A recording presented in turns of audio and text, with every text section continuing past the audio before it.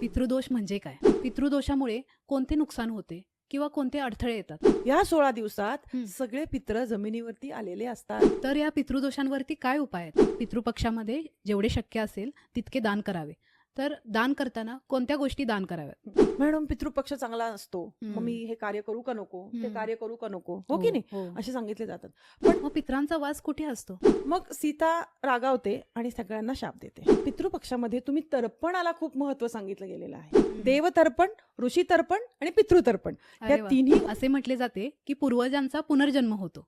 तर मग पितरांचा एक्झिस्टन्स असणे यावर थोडासा प्रश्न पडतो. वास्तू केलंय, सगळं व्यवस्थित आहे, मग मला अडचणी काय येतात? मी पितरांचं काहीच करत नाहीये. एखाद्या मृत व्यक्तीची आपल्याला तिथी माहिती नसेल तर त्यांनी काय करावे? त्या घरी मुलगा किंवा पुरुष नसेल, त्या घरच्या महिलांनी पितृदोष निवारण विधी करावा.